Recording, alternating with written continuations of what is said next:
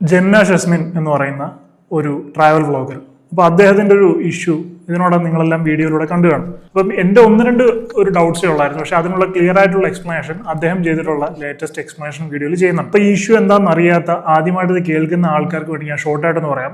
ഇദ്ദേഹം ഒരു travel വ്ളോഗറാണ്. Travel vlogger എന്ന് പറഞ്ഞു കഴിഞ്ഞാൽ ഒരു ബഡ്ഡിംഗ് വ്ളോഗറാണ് എന്ന് വേണമെങ്കിൽ പറയാം. അദ്ദേഹത്തിന്റെ പ്രീവിയസ് വീഡിയോസ് ഒക്കെ നോക്കുമ്പോൾ ഒരു 1000 വ്യൂസ് 2000 വ്യൂസ് അങ്ങനെയൊക്കെ വ്യൂസ് ഉണ്ടായിരുന്നുള്ളൂ. അപ്പോൾ അതിൽ നിന്ന് നമുക്ക് മനസ്സിലാക്കാം ഇദ്ദേഹം അങ്ങനെ യൂട്യൂബിൽ നിന്ന് പണം കിട്ടി ട്രാവൽ ചെയ്യുന്ന ഒരാളല്ല.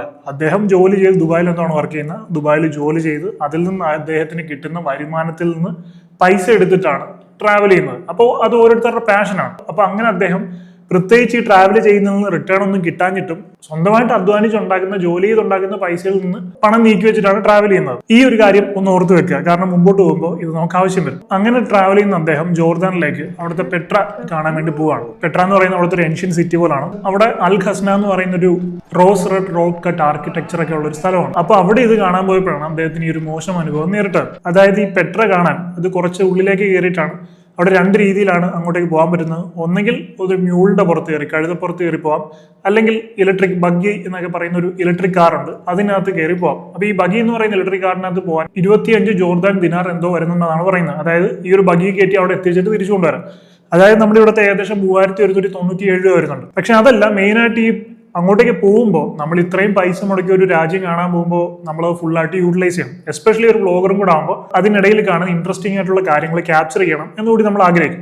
സോ ഈ ബഗ്ഗിൽ പോകുമ്പോൾ കുഴപ്പം എന്താണെന്ന് വെച്ച് കഴിഞ്ഞാൽ ഇവിടുന്ന് പോയിന്റ് ടു പോയിന്റ് ആണ്. ഇവിടുന്ന് നമ്മൾ കയറി കഴിഞ്ഞാൽ നേരെ നമ്മൾ പെട്രോയിൽ കൊണ്ടിറക്കും. അവിടെ നിന്ന് കയറി കഴിഞ്ഞാൽ തിരിച്ച് നേരെ നമ്മുടെ അറൈവൽ ഡെസ്റ്റിനേഷനിൽ കൊണ്ടിറക്കും.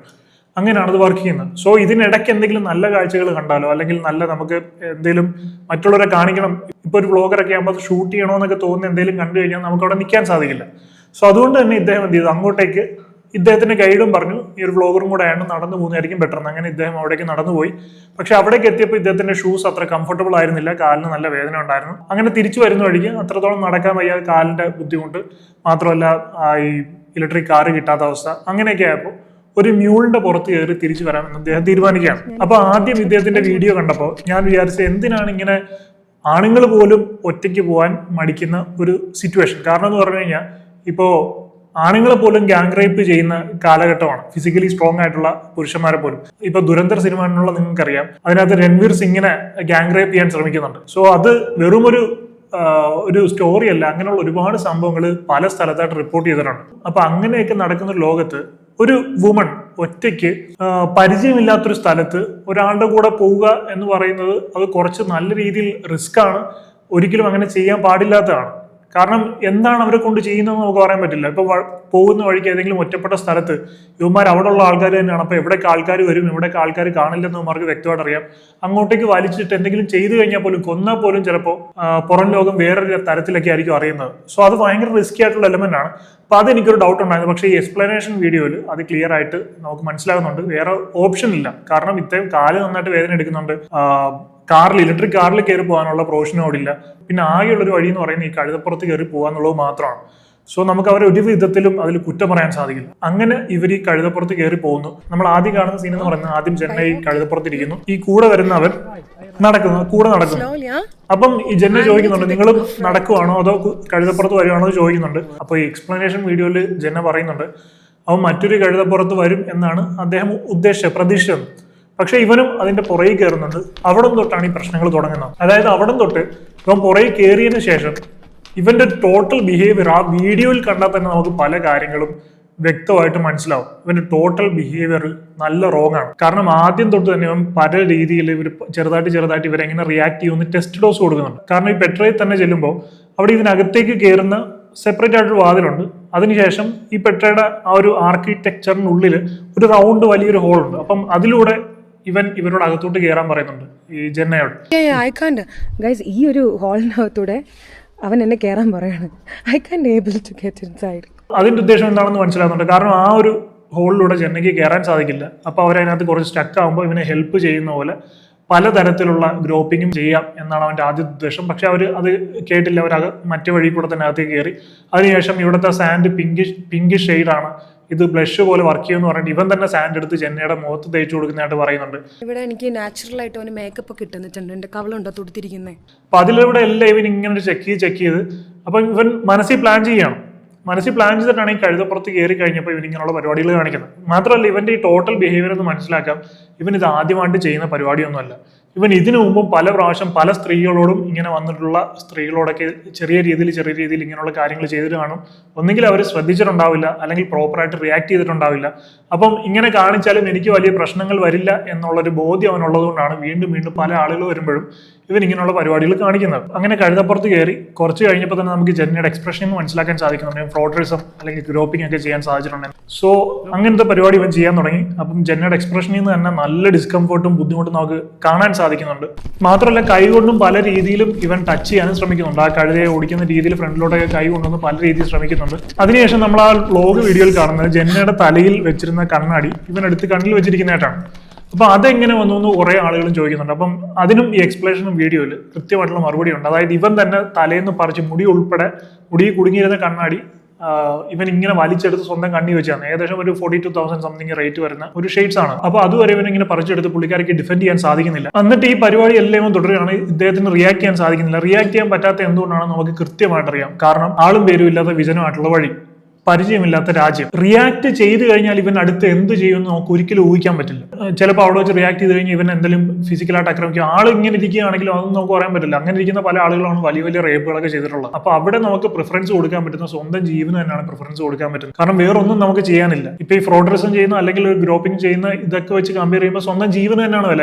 ആ ഒരു സിറ്റുവേഷനിൽ നിന്ന് ജീവനോടെ സീരിയസ് ആയിട്ടുള്ള സെക്ഷൽ അബ്യൂസ് നേരിടാതെ പുറത്തു വരിക എന്നുള്ളതാണ് ഏതൊരു ലോജിക്കലായിട്ട് ചിന്തിക്കുന്ന ആളും ചെയ്യുക. അത് തന്നെയാണ് ജെന്നയും ചെയ്തത്. പിന്നെ ആളുകൾക്ക് കുറെ കൺഫ്യൂഷൻ വരാൻ കാരണം ആദ്യം ഈ കഴുതപ്പുറത്ത് ജെന്ന മാത്രം പോകുന്നു. അത് കഴിഞ്ഞ് പെട്ടെന്ന് ഒരു കട്ട് കഴിയുമ്പോൾ ഇവൻ പുറത്ത് കയറുന്നു. ജെന്നയുടെ തലയിൽ ഇരുന്ന കണ്ണാടി ഇവന്റെ കണ്ണിലിരിക്കുന്നു.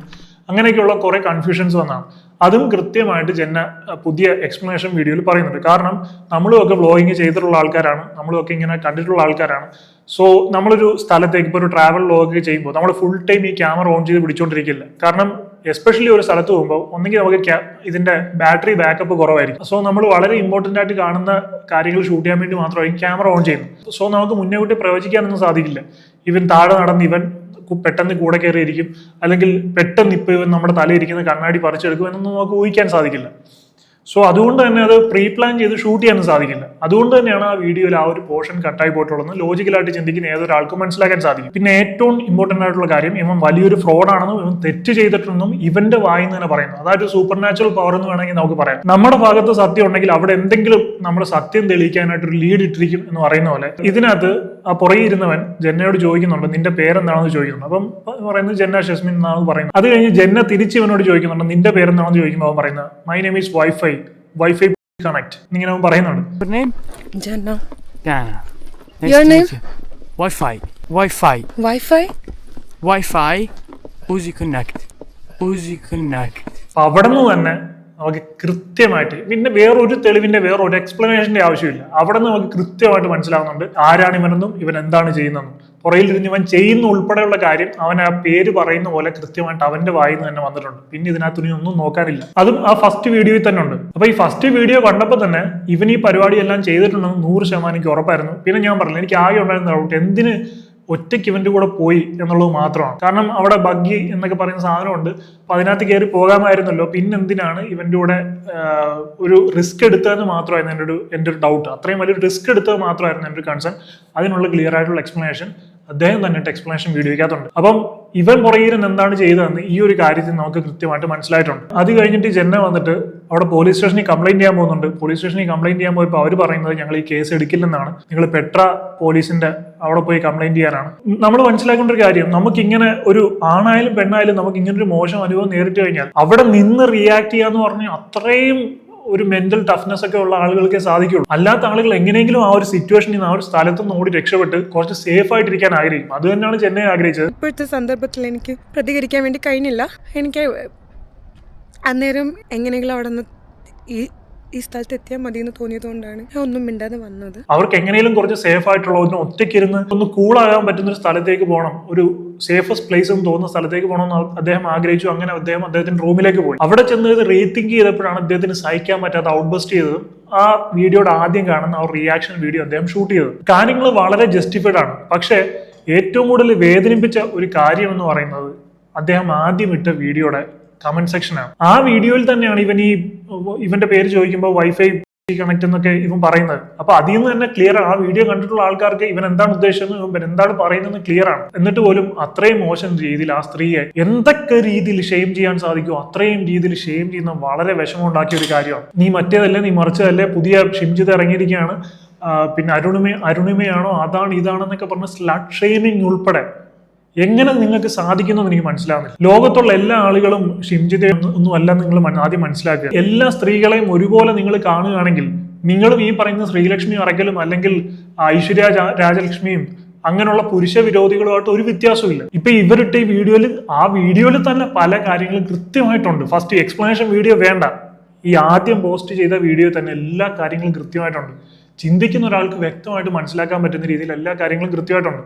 സോ എന്നിട്ട് പോലും അത്രയും മോശം കമന്റുകളാണ്. ഞാൻ തന്നെ പല കമന്റുകളും പേഴ്സണലി കണ്ടിട്ട് എനിക്ക് തന്നെ ഭയങ്കര വിഷമം തോന്നി. അപ്പോൾ ആ ഒരു സിറ്റുവേഷൻ ഫേസ് ചെയ്ത് അത് അതിജീവിച്ച് പുറത്തു വന്നിട്ടുള്ള അത്രയും ഒരു മൊളസ്റ്റേഷൻ ഫീൽ ചെയ്തിട്ട് പുറത്തു വന്നിട്ട് നിങ്ങളുടെ ഇത്രയും ക്രൂരമായിട്ടുള്ള കമന്റുകളും കൂടി കേൾക്കേണ്ടി വന്നിട്ടുള്ള ആ ജനയുടെ മാനസികാവസ്ഥ നിങ്ങളൊന്ന് ആലോചിച്ച് നോക്കും. അവർ അത്രയും സ്ട്രോങ് ആയിട്ടുള്ള ലേഡിയാണ്, ഹാറ്റ്സ് ഓഫ്. അവർ അത്രയും കേട്ടിട്ടും കാര്യകാരണ സഹിതം തെളിവുകൾ ഉൾപ്പെടെ അതിനൊരു എക്സ്പ്ലനേഷൻ വീഡിയോ കൃത്യമായിട്ട് ചെയ്ത് പോസ്റ്റ് ചെയ്തു. അങ്ങനെ തന്നെ വേണം. കാരണം നമ്മൾ തെറ്റ് ചെയ്തിട്ടില്ലാത്തൊരു സ്ഥലത്ത് നമ്മൾ അനാവശ്യമായിട്ട് പഴിയേക്കേണ്ട ആവശ്യമില്ല. നമ്മൾ അതിനെതിരെ ഫൈറ്റ് ചെയ്യണം. എല്ലാ പെൺകുട്ടികളും അങ്ങനെ ചെയ്യാൻ തയ്യാറാവണം എന്നാണ് എൻ്റെ അഭിപ്രായം. പിന്നെ ഈ ചെയ്തവൻ ഇവന്റെ ഒരു കാര്യം എങ്ങനെ എല്ലാവരോടും ഇങ്ങനെ കാണിച്ചിട്ട് സേഫ് ആയിട്ട് പോയി ഇരിക്കാം എന്നുള്ളൊരു മനസ്ഥിതിയാണ് അവന്റെ. അത് മാറ്റാൻ നമ്മൾ തീർച്ചയായിട്ടും എന്തെങ്കിലും നമ്മളെ കൊണ്ട് പറ്റുന്ന രീതിയിൽ എന്തെങ്കിലും ചെയ്യാം. ഇപ്പൊ സോഷ്യൽ മീഡിയ ഉള്ളതുകൊണ്ട് വേൾഡ് വൈഡ് നമുക്ക് റീച്ച് ഉണ്ട്. എങ്ങനെയെങ്കിലും ഇപ്പം ജോർദാനിലൊക്കെ ഉള്ള മലയാളികൾ ഉൾപ്പെടെ ഉണ്ടാവും. അങ്ങനെയൊക്കെ ഉള്ളവർ നിങ്ങൾക്ക് എന്ത് ചെയ്യാൻ പറ്റുമെന്ന് നിങ്ങൾ ആലോചിക്കുക. ഇപ്പൊ എനിക്ക് വീഡിയോയിലെല്ലാം പബ്ലിക്കായിട്ട് പറയാൻ സാധിക്കില്ല. എന്താണ് നിങ്ങൾക്ക് ചെയ്യാൻ പറ്റുന്നത് ലോജിക്കലായിട്ട് നിങ്ങൾ ആലോചിച്ച് ഒരു കൂട്ടായ്മയൊക്കെ ഉണ്ടെങ്കിൽ നിങ്ങൾക്ക് സുഖമായിട്ട് കാര്യങ്ങളൊക്കെ ഡീൽ ചെയ്യാൻ പറ്റുന്നതേ ഉള്ളൂ. കാരണം ഇങ്ങനെയുള്ള വൃത്തികേടുകൾ കാണിച്ചിട്ട്